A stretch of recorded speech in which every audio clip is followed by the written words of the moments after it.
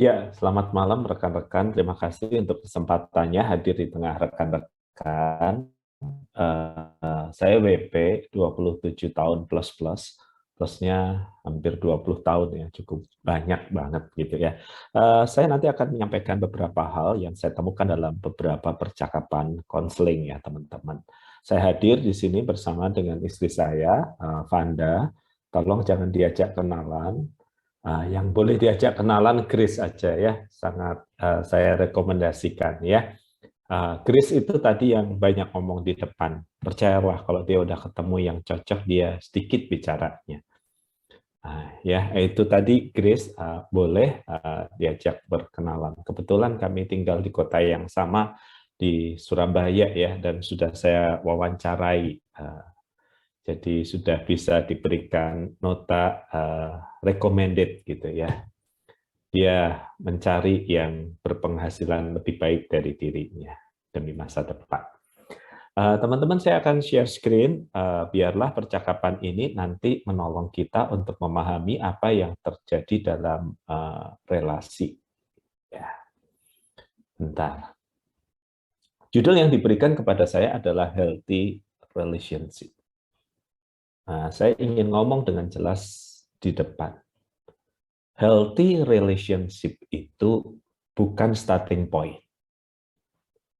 Healthy relationship itu adalah arah sebuah relasi. Sekali lagi saya akan mengatakannya dengan sangat pelan, healthy relationship itu bukan starting point, tetapi arah perjalanan relasi.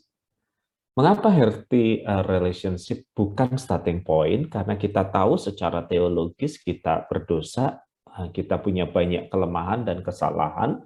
Secara psikologis tanpa sadar, kita ini mengandung unsur-unsur toksinitas diri yang seringkali tidak kita sadari. Hanya kadang-kadang orang kepedean ya, merasa dirinya udah sempurna, sehat, lahir batin, dompet tebal, mencari orang yang sama seperti dirinya, gitu. Dan biasanya orang yang bermasalah dengan dirinya, dia itu tidak mampu untuk melihat masalah di dalam dirinya, tetapi dia cepat mengenali masalah di tempat orang lain. Nah, sejak awal saya sudah ngomong dulu ya, healthy relationship bukan starting point, dia adalah tujuan dalam relasi. Jadi relasi itu teman-teman pasti messy. Messy itu artinya berantakan, nggak karuan.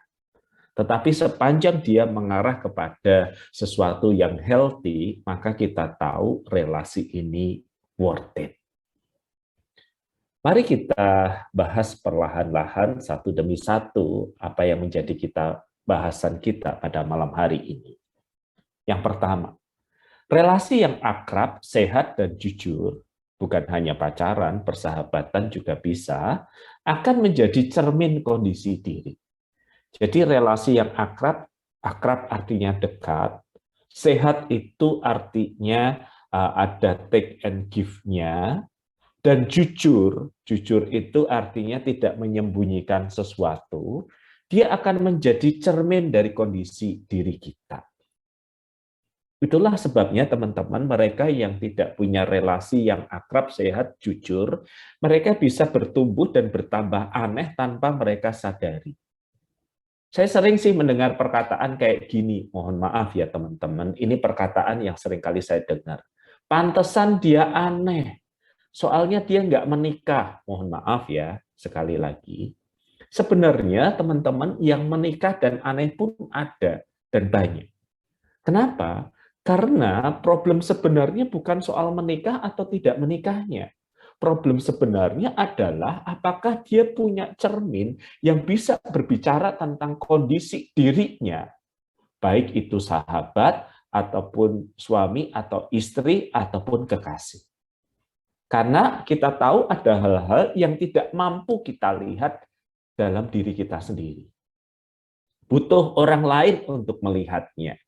Saya rasa teman-teman pasti ingat apa yang dikatakan oleh jendela Johari itu, ada hal-hal yang kita tahu, kita nggak tahu, ada hal-hal yang kita nggak tahu, kita nggak tahu, ada hal yang kita tahu, kita tahu, ada hal yang kita nggak tahu, tapi orang lain tahu. Jadi relasi yang akrab dan sehat dan jujur akan memberitahu kepada kita, kamu tuh sebenarnya sosok yang begini, kamu tuh sebenarnya perilakunya begini atau begitu, kurang begini atau begitu. Nggak punya pacar nggak apa-apa, ya kan masih bisa tetap pelayanan ya, walaupun nggak punya pacar. Namun yang paling penting teman-teman adalah apakah kita punya sahabat yang akan menjadi cermin yang berbicara tentang kondisi diri kita. Jadi nggak punya teman nggak apa-apa, nggak punya sahabat itu berbahaya. Yang kedua, mengetahui apa yang tidak mau terulang belum cukup untuk mengubah diri dan relasi yang baru. Jadi misalnya begini teman-teman, kita ini pernah pacaran dengan seseorang, dan di dalam pacaran itu kita sadar sesadar-sadarnya bahwa kita itu abusive, controlling abusive. Sehingga pacar kita memutuskan diri kita sambil berkata, kamu itu sakit, controlling, abusive. Pokoknya segala label yang tidak menyenangkan dikenakan kepada diri kita. Kemudian kita doa puasa, memohon pencerahan dari Tuhan, dan Tuhan meyakinkan diri kita, betul nak, kamu controlling dan abusive. Tetapi tahu saja tidak menjamin itu akan tidak terulang dalam perjalanan relasi yang selanjutnya. Kenapa? Karena kita baru tahu apa yang kita tidak ingin lakukan. Kita tidak terlatih dengan apa yang ingin kita lakukan. Contoh sederhana. Teman saya misionaris tinggal di Surabaya. Punya pembantu orang Madura. Anak mereka masih kecil dan sebagai misionaris mereka banyak pergi, banyak rapat, banyak traveling. Anak mereka bersama dengan pembantu Maduranya. Teman-teman tidak butuh waktu setengah tahun, anak itu fasih berbahasa Madura. Inggrisnya pun logatnya Madura. Kenapa? Karena itu yang dia hidupi sehari-hari. Bahasa Madura dengan mbak pembantunya. Awalnya terkesan nggak enak, nggak nyaman, tetapi makin lama makin biasa. Nah, ketika teman misionaris itu menyadari bahwa, loh anakku kok ngomongnya sudah Madura ya? Maka mereka melarang. Jangan ngomong Madura, ngomong Inggris. Ngomong Inggris dengan logat Inggris, jangan dengan logat Madura. Anaknya bilang, yes mom, yes pa. Tetapi toh refleksnya yang keluar adalah bukan hanya Singapura yang punya Singlish, cuma ada Madura yang punya Madura English. Gitu. Banyak orang tahu, saya nggak mau seperti waktu saya pacaran dulu. Saya nggak mau seperti papa mama saya dulu ketika mereka membesarkan saya. Saya tidak mau seperti mereka. Dingin sama anak, tidak akrab, tidak hangat. Oke. Tetapi belum tentu kita bisa mengeksekusi yang sebaliknya dari yang kita tidak inginkan itu. Karena kita selalu butuh mentoring untuk melakukan hal yang baru. Tanpa mentoring sebenarnya kita hanya tahu aku nggak mau begitu. Tetapi dalam perjalanannya kita nggak terlatih dengan cara yang lain. Nah, saya sengaja berbicara pelan-pelan teman-teman, sembari teman-teman mengingat ya, pengalaman relasi yang lalu gimana?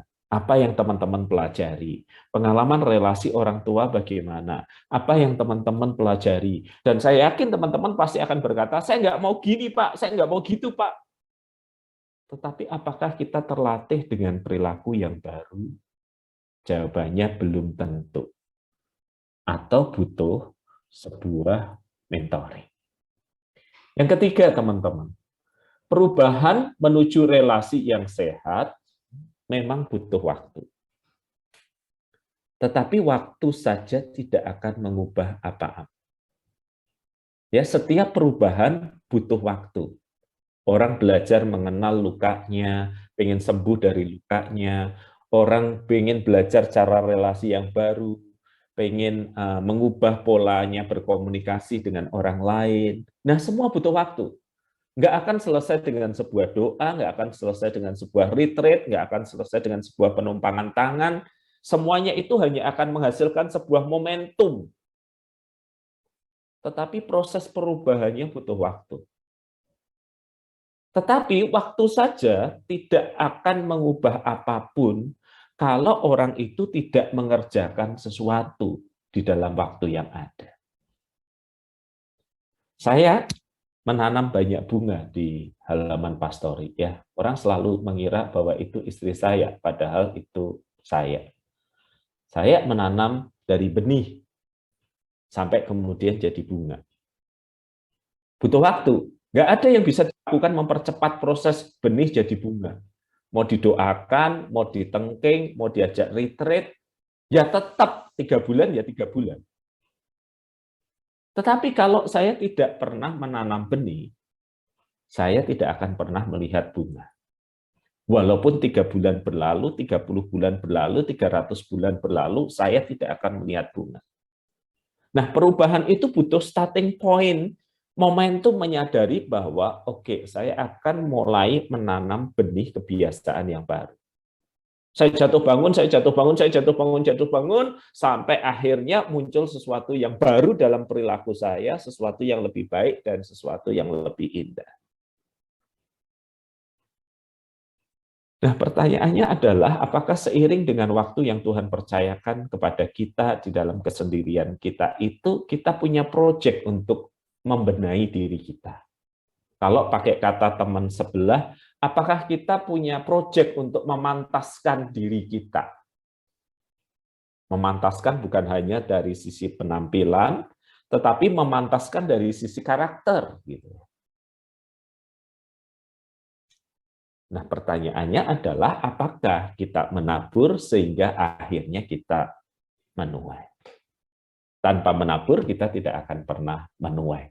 Tetapi setiap taburan, dia membutuhkan waktu untuk menghasilkan tuai. Yang keempat, teman-teman, kedewasaan di dalam berelasi berarti kesediaan menerima ketidaksempurnaan diri kita sendiri dan sahabat atau pasangan. Jadi ada dua yang harus kita terima di dalam perjalanan menuju relasi yang sehat, yaitu yang pertama adalah pengakuan bahwa saya pun juga penuh luka, saya pun juga mengandung unsur toksisitas tertentu gitu ya. Saya pun juga beracun walaupun saya bukan keong racun gitu ya. Itu kita perlu terima di dalam diri. Kemudian ketika kita bisa menerima diri kita perlu memberi ruang bagi ketidaksempurnaan, bagi toksinitas dari pasangan atau sahabat kita. Kan kita hanya bisa dicintai sejauh kita membuka diri. Ya. Kalau kita berlindung dalam topeng, kita tidak akan pernah mengalami intimasi atau kedekatan. Hanya kadang kita takut membuka diri kita karena kita takut ditolak.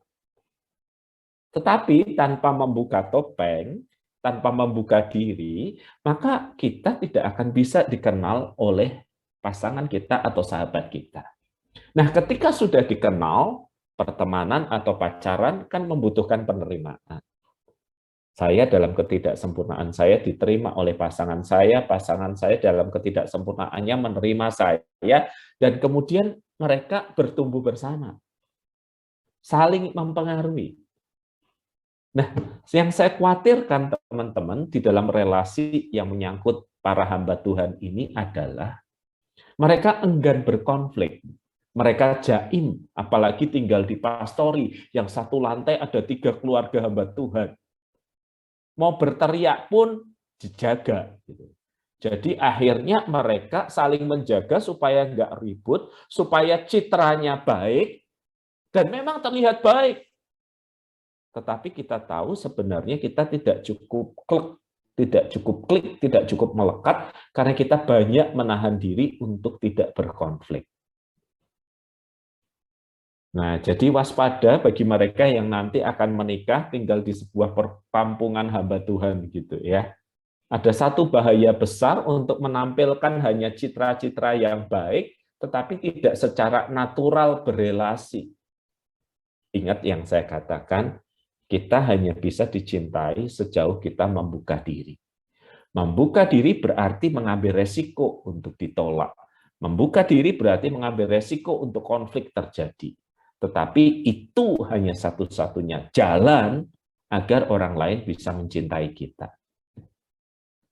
Nah, saya jadi merasa prihatin, kayak Pak Presiden SBY saja prihatin, dengan mereka yang berada di dalam lingkungan yang di mana konflik tidak diharapkan, di mana teriakan adalah sesuatu hal yang dianggap haram untuk terjadi, di mana ketidaksukaan pribadi itu tidak boleh dipertontonkan kepada publik. Misalnya Anda tinggal di dalam lingkup asrama, perkampungan hamba Tuhan, dan yang lainnya. Anda kehilangan kesempatan untuk menjadi otentik, membuka diri, mengenal, dan dikenal. Ingat yang saya katakan ini, kita hanya bisa mencintai dan dicintai sejauh kita membuka diri. Dan ini poin saya yang kelima, yang terakhir, kalau kata Chris tadi, supaya Kristiani, begitu ya. Nah, poin ini yang juga harus kita ingat. Kita ini banyak mendidik umat untuk mengatakan bahwa KTB, small group, life group, cell group, dan another group yang lain sebagai sarana Tuhan membentuk hidup kita, sebagai sarana Tuhan menguduskan diri kita. Sampai kita lupa bahwa Tuhan itu bukan hanya bekerja lewat grup, tetapi juga Tuhan bekerja secara personal. Baik lewat sebuah persahabatan yang sehat, ataupun lewat sebuah pernikahan. Jadi kepanjangan tangan Tuhan untuk proses pengudusan hidup itu bukan hanya terkait dengan komunitas, tetapi juga terkait dengan sesuatu yang lebih personal, yaitu persahabatan atau pernikahan. Kenapa? Karena hanya mereka yang terdekat dengan kita mengetahui progres yang terjadi sejak 5, 10, 15, 20 tahun yang lalu. Pasangan kita tidak sempurna, sahabat kita tidak sempurna, yes. Tetapi yang tahu progresnya, yang dipakai Tuhan untuk progres itu adalah orang yang terdekat. Jadi kalau kita tidak punya orang terdekat, baik sahabat maupun kekasih, maupun pasangan, maka kita harus mengupayakan agar kita tidak merasa lonely, burnout sendiri di dalam proses perjalanan kita melayani Tuhan. Kita perlu orang yang bukan hanya adore, memuji kita. Wah, Ibu Kris kalau mimpin pujian tuh serasa hadirat Tuhan turun, kami jadi pengen segera ke surga. Bu Kris butuh orang-orang seperti itu.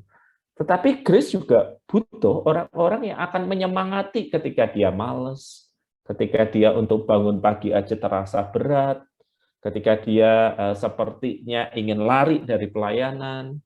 Grace butuh sosok seperti itu. Dan Grace butuh sosok orang yang menemani dan ngelihat.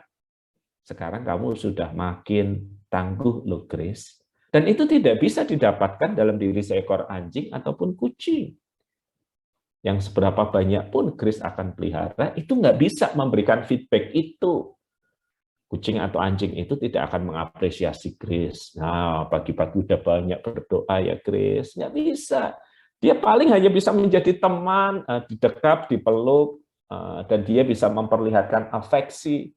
Tetapi sungguh butuh manusia untuk mengkonfirmasi perubahan atau pertumbuhan itu. Nah, teman-teman, saya sudah menyampaikan 5 hal ini bagi teman-teman yang baru masuk. Saya ingin memberikan review lagi sebelum kita masuk ke dalam tanya jawab. Ya. Relasi yang akrab dan sehat dan jujur akan menjadi cermin untuk kondisi diri. Apakah Anda punya cermin itu? Yang kedua, mengetahui apa yang kita tidak mau ulangi. Itu belum cukup untuk mengubah diri dan relasi yang baru. Kita perlu didampingi, kita perlu dimentor untuk perilaku yang baru. Dan perubahan itu selalu butuh waktu, Tetapi kalau tidak dimulai menabur benih perubahan, waktu itu akan berlalu begitu saja. Yang keempat, kedewasaan berarti kesediaan menerima ketidaksempurnaan diri dan pasangan, tetapi juga bersedia menjadi rekan pertumbuhan. Dan yang kelima, Tuhan itu memakai bukan saja grup komunal, tetapi relasi yang lebih personal, persahabatan atau pernikahan untuk melakukan proses pengudusan hidup itu. Nah, materi saya sampai di sini saja. Nanti Grace yang akan menolong kita untuk kemudian akan berbagi materi yang didiskusikan. Silahkan Grace, mohon maaf tadi menyebutnya pakai ibu ya, kerasa ya. Memang Bapak ini ya, thank you Pak WP udah sharing-sharing ya, mencintai dan dicintai sejauh kita membuka diri ya. Jadi teman-teman sekarang saya berikan waktu buat teman-teman untuk bertanya. Tadi ada yang sudah tanya angkat tangan duluan ya, saya sudah lihat ya. Ada Ebenezer, silahkan mungkin yang ingin bertanya kepada Pak WP. Sama satu lagi teman-teman yang ingin bertanya boleh raise hand, nanti saya akan lihat dari sini gitu ya. Silahkan dulu. Ya, yang kedua Yosua ya. Silakan yang pertama, silakan Ebenezer dulu, boleh di-unmute, lalu nanti kita akan bantu Pak WP nanti tetap di spotlight ya. Silahkan tadi Ebenezer dulu, mana ya? Boleh, saya tidak bisa menemukan Ebenezer, boleh di-unmute? Ya, jangan ditemukan, Kak. Oh ya. Ya, terima kasih Kakak. Ya, silakan bertanya. Bentar kok kamu manggilnya kakak? Are you sure dia lebih tua dari kamu? Dari wajah, wajah Pak. Aduh, ngomong dari wajah lagi, ini kurang sensitif memang. Sorry. Sebenarnya Pak, ya, lebih seperti itu kan. Kita Pak kalau jumpa orang, ya kalau nggak Kak, Bang. Seperti itu Pak, itu yang diajarkan orang tua dan ya, itu ya. Baik, to the point, silakan pertanyaannya Bang. Ya, silakan. Terima kasih. Saya setuju dengan pernyataan Bapak seperti itu, karena kan saya ikut juga di di seminar, di pembicara sebelumnya, saya seperti terkurung di dalam apakah saya harus mengikuti beliau dan atau tidak. Nah, hari ini saya lebih terbuka dengan Pak Pendeta, di mana Bapak juga berkata bahwa Bapak sampaikan bahwa kita harus bisa memiliki seseorang yang bisa menerima dan kita juga akan menerima beliau kalau dia sudah kita pahami dan dekat, seperti itu kira-kira bahasanya tadi Pak. Tapi ada satu hal pertanyaan saya Pak yang benar-benar membuat saya itu sebagai seorang hamba Tuhan berpikir, apakah ini bisa terjadi dan bagaimana hal yang saya harus lakukan. Saya Pak udah mungkin 3 tahun tidak pernah menjalani hubungan dengan seseorang seperti itu. Dan saya pernah untuk belajar untuk dapat bisa berteman kembali dengan lawan jenis, kira-kira seperti itu Pak bahasanya. Nah, tapi di sisi lain saya merasa tidak pernah lagi menemukan sesuatu itu Pak, atau sesuatu yang bisa menerima ataupun bisa seperti Bapak bilang tadi, bisa menegur, bisa menasihati, membangunkan kan gitu, menyuruh makan dan sebagainya. Kira-kira seperti itu gambarannya Pak. Nah, saya belum pernah sampai saat ini menemukannya. Padahal ya di sisi lain kan umur sudah mulai tua Pak kan seperti itu, dan saat ini memang sepertinya saya mulai sudahlah, mungkin kalau enggak Tuhan kasih lagi, akhirnya ya seperti yang ini pasrah dan ya udahlah, kalau memang betul-betul bukan rencana Tuhan ya saya tidak pernah dan tidak akan mengejar lagi. Nah, harapan itu Pak yang saya alami saat ini, sehingga saya berpikir Tuhan, saya sampai umur mungkin 2 tahun lagi untuk bisa belajar mencari, tapi lebih daripada itu ya urusan Tuhan, dan mungkin nih kalaupun tidak ya puji Tuhan seperti itu. Bagaimana tanggapan Bapak? Apakah yang saya harus lakukan sebagai seorang anak muda yang saat ini melayani Tuhan, di mana ketika itu saya punya mungkin beberapa problem sehingga kami berpisah, dan apakah saya harus berjuang kembali sementara sampai 3 tahun ini Pak saya tidak pernah menemukan sama sekali orang yang benar-benar bisa mensupport, kira-kira seperti itu bahasanya. Terlebih kan saya pelayan seperti itu. Yang kedua Pak, pertanyaannya, sebagai seorang pelayan, apakah saya harus mencari sama-sama pelayan? Karena ini juga menjadi, kalau saya mencari seorang pelayan Pak, dan sampai saat ini saya nggak pernah menemukannya gitu. Nah, apakah saya paksakan harus menjadi seorang pelayan, ataukah saya menerima yang penting dia orang Kristen, titik, seperti itu. Ataukah dia seperti apa gambaran yang cocok menurut Bapak sebagai kita sama-sama seorang pelayan? Kira-kira seperti itu pertanyaannya, Pak. Biar nggak banyak, Pak. Oke, thank you Ebenezer untuk pertanyaannya ya. Jangan katakan orang Kristen titik, orang Kristen dan perempuan titik. Zaman sekarang itu perlu ditegaskan ya, terkait dengan banyak hal yang terjadi. Nah, teman-teman para hamba Tuhan, saya ingin mengatakan kalimat ini.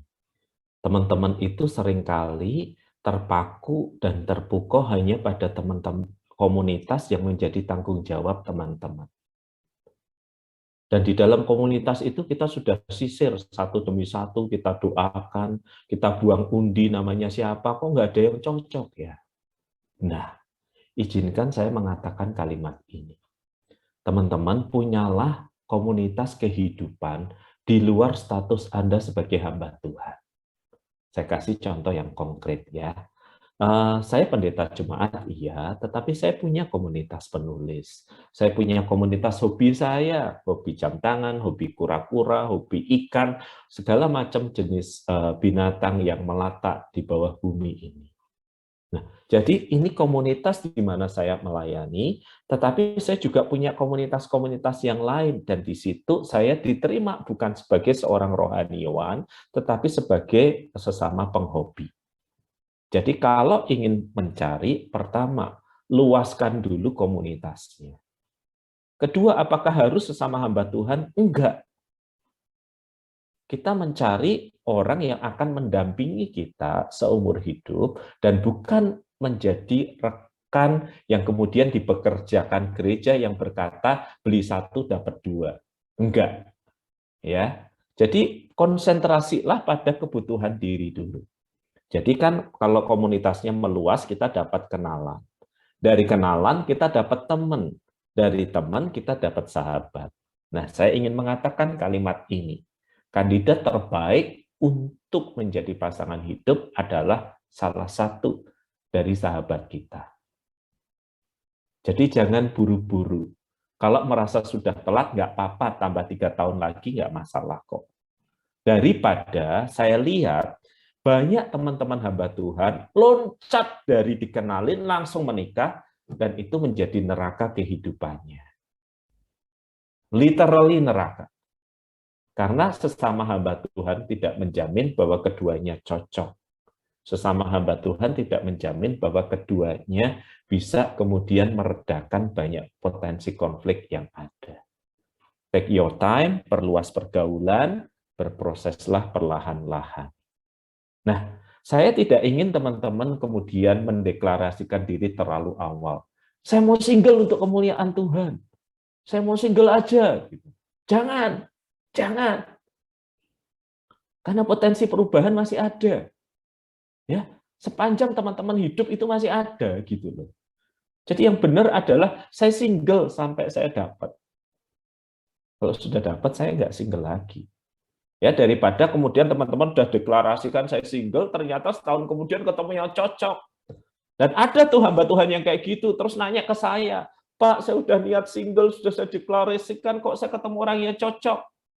Ini berkat Tuhan kan, Pak? Saya bilang, bukan berkat Tuhan, itu utusan iblis untuk menggoda imanmu, supaya kamu nggak bisa konsentrasi untuk kerajaan Allah. Saya dimarahi sama dia, teman-teman. Padahal di teman dia sendiri yang ngomong, saya mau single. Jadi jangan terlalu cepat mendeklarasikan diri, jangan menutup diri. Single lah sampai dapat. Gitu ya, Chris ya? Kamu kan nggak pernah mendeklarasikan diri kan, Chris? Iya, Pak. Ya, oke. Kayaknya kalau soal pertanyaan kayak gini banyak banget ya yang mau kita tanyain. Seperti tadi Kak Eben ya, sudah cukup ya Kak dijawab dengan baik. Nah, saya mau kasih satu kesempatan lagi buat Joshua, satu pertanyaan ya, karena pasti banyak pertanyaan tentang relasi, tapi kita satu pertanyaan lagi, nanti Jenny, nanti kalau misalnya pertanyaannya boleh di chat, nanti akan Pak WP jawab mungkin minggu depan ya, waktu ada kesempatan berikutnya. Boleh, silahkan saya berikan waktu untuk Joshua. Ya, baik. Terima kasih sebelumnya, dan terima kasih Pak WP untuk penjabarannya mengenai Tuhan melakukan proses pengudusan lewat komunitas dan secara personal lewat persahabatan dan pernikahan. Namun ada satu hal yang saya pikirkan, yaitu mengenai terkadang kami menemukan seorang teman ataupun seorang saudara yang terkadang memiliki ultimate statement seperti ini, only God can judge me, atau hanya Tuhan yang menghakimi saya, dan itu cukup mengganggu saya dalam relasi pertemanan, sehingga pada akhirnya rencana kami untuk memperbaiki satu sama lain akhirnya terhalang akibat statement tersebut. Bagaimana tanggapan Bapak mengenai relasi seperti ini, dan apa yang harus kami lakukan untuk sebagai hamba Tuhan untuk memperbaiki statement tersebut? Karena kemungkinan kami bisa aja terjebak dalam kondisi seperti itu, atau hamba Tuhan bisa jadi berpikiran seperti itu, hanya Tuhan yang bisa menghakimi saya sedangkan jemaat tidak boleh, dan itu yang terjadi di beberapa hamba Tuhan yang saya analisa. Ya, itu dari saya, terima kasih. Iya, Yosua, itu pertanyaan yang sangat menarik. Tetapi izinkan saya menjawab dengan berterus terang. Hanya hamba Tuhan, hanya person dengan masalah rasa tidak aman, insekuritas, yang akan memproduksi kalimat seperti itu. Kalau seseorang itu aman dengan dirinya, dia sama seperti seorang nabi, seorang hamba Tuhan di dalam perjanjian lama yang bertanya, lembu siapakah yang aku curi? Barang siapakah yang aku ambil? Harta benda siapakah yang aku pernah manfaatkan ketika dia perpisahan? Dan semua umat mengatakan, enggak, kamu enggak mengambil apa-apa dari kami.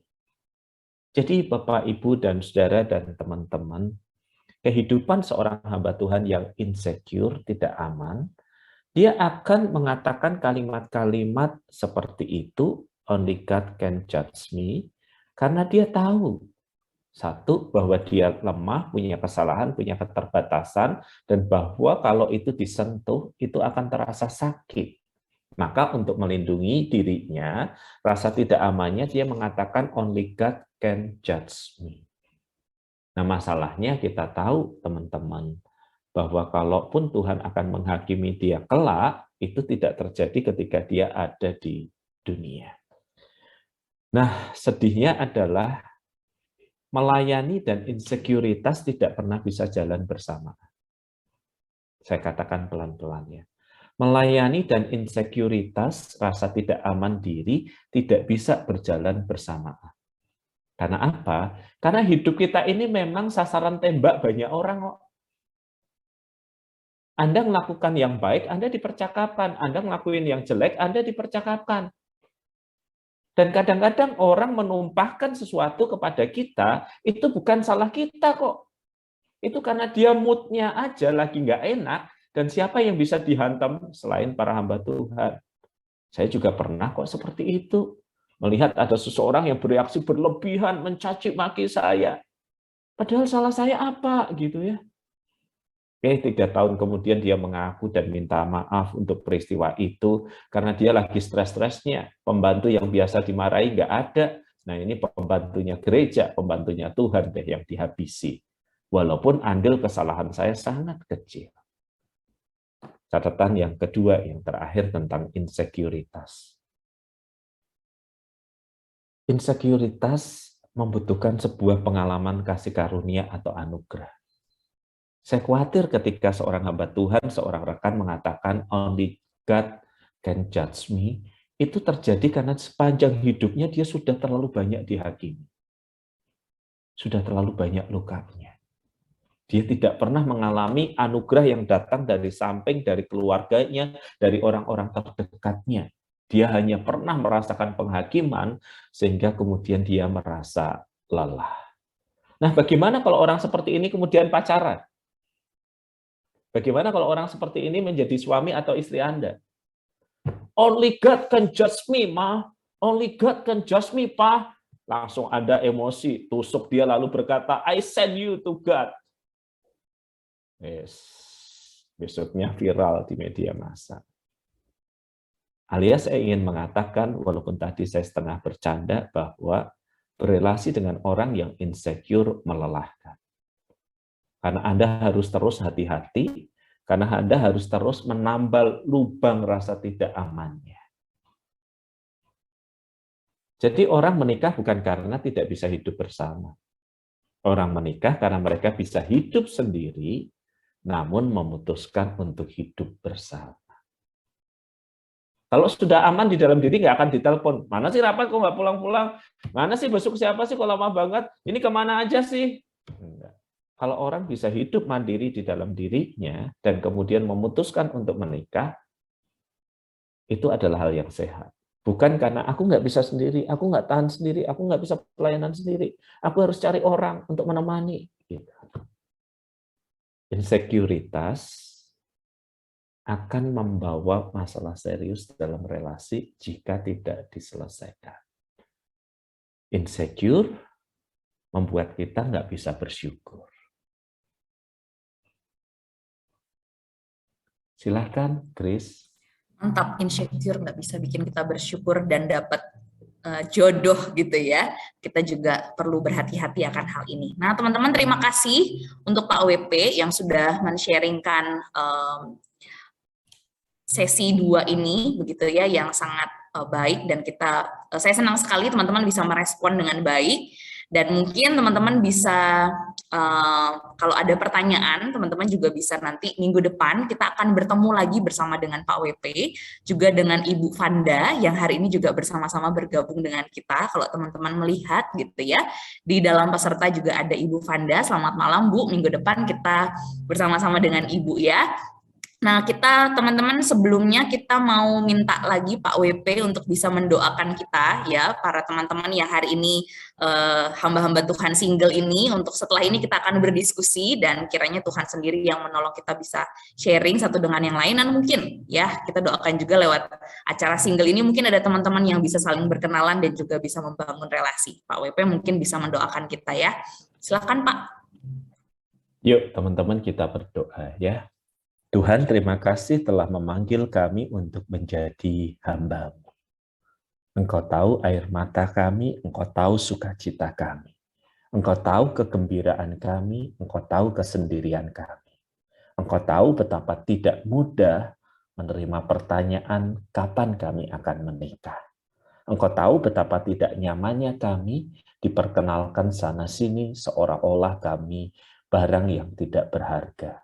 Engkau tahu Tuhan segala yang kami alami, karena Engkau beserta dengan kami.